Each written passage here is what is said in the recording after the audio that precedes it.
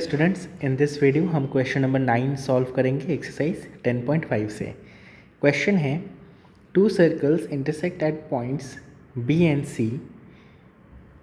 जैसे यहाँ पे देख सकते हो कि दो सर्कल्स हैं और वो पॉइंट बी एंड सी पे इंटरसेक्ट कर रहे हैं।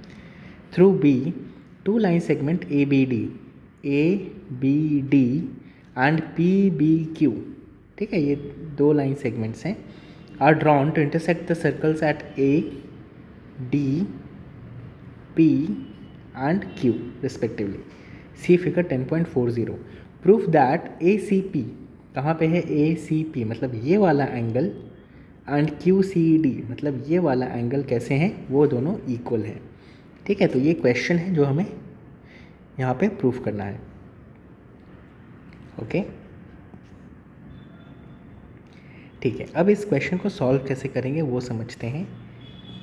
सपोज़ करो ये एक सर्कल है एंड यहाँ पे मैंने कॉर्ड बनाया। ठीक है, तो इस कॉर्ड से अगर मैं यहाँ पे कोई भी एंगल ड्रॉ करूँ,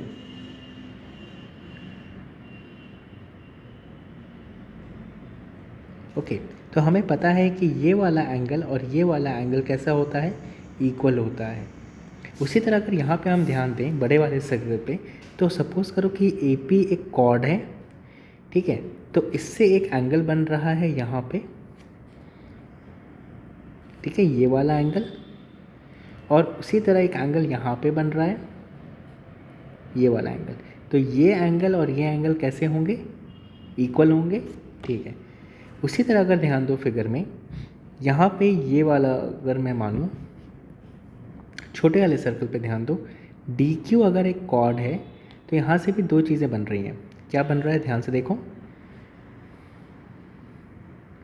D Q C and D B Q. तो ये वाला एंगल और ये वाला एंगल कैसा होगा? इक्वल होगा। ठीक है, अगर हम फिगर को देखें तो काफ़ी कंफ्यूजिंग दिख रहा होगा, बट ऐसा नहीं है, ये क्वेश्चन बहुत ही सिंपल है। ठीक है, तो बस जो मैंने अभी चीज़ें कही उसको ध्यान से तुम फिगर में देख पाओ।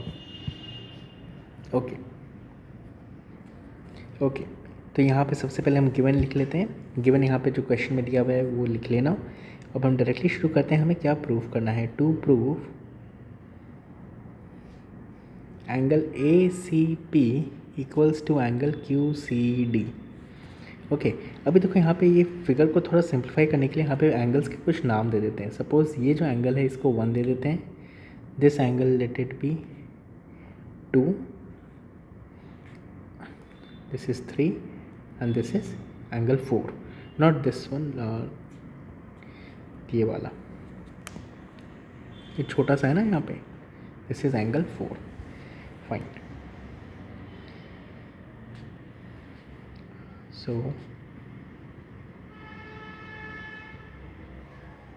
यहाँ पे अगर हम ध्यान दें, ACP क्या है? ACP है एंगल 1 इक्वल्स टू QCD क्या है? एंगल 3। तो बेसिकली हमें ये प्रूफ करना है अगर हम नंबर्स को यहाँ पे ध्यान रखें तो। अच्छा देखो, अभी जैसे हमने एक्सप्लेनेशन में समझा, angle 1 is equals to angle 2 and angle 3 is equals to angle 4। हम ऐसा क्यों बोल सकते हैं? Because angles in the same segment, angles are in the same segment. Okay, उसके अलावा अगर हम ध्यान दें, also angle 2 equals to angle 4 कैसे बोल सकते हैं? Because of vertically opposite angle, vertically opposite angles, है ना। तो अगर हम इन सबको कंपेयर करें, है ना, फ्रॉम द अबव रिलेशन,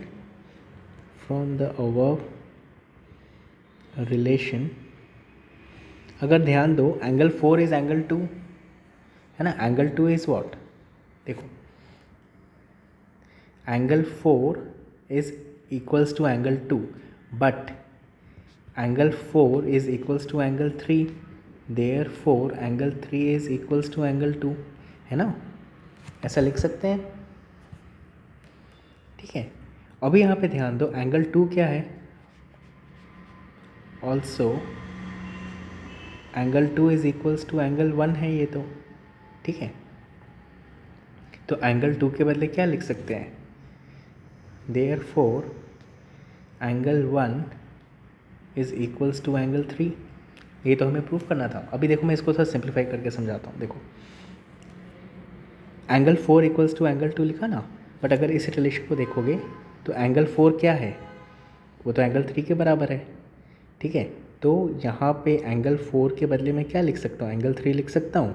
तो एंगल 3 इक्वल्स टू एंगल 2 हो गया। क्लियर है। उसी तरह देखो फर्स्ट पार्ट में, देखो फर्स्ट रिलेशन में ध्यान दो कि एंगल 1 जो है वो तो एंगल 2 के इक्विवेलेंट है ना। तो इस 2 के बदले में क्या लिख सकता हूँ, 2 के बदले में एंगल 1 लिख सकता हूँ। तो एंगल 1 किसके इक्विवेलेंट हो जाएगा, 3 के इक्विवेलेंट हो जाएगा। क्लियर है। तो फिगर में ही दिख रहा है, रिलेशन में ही दिख रहा है कि सब एक दूसरे के इक्वल हो रहे हैं। So it is up to us कि हमें कौन सी साइड को इक्वल दिखाना है, ठीक है। तो बस हो गया, यही हमें प्रूफ करना था। So will write it down.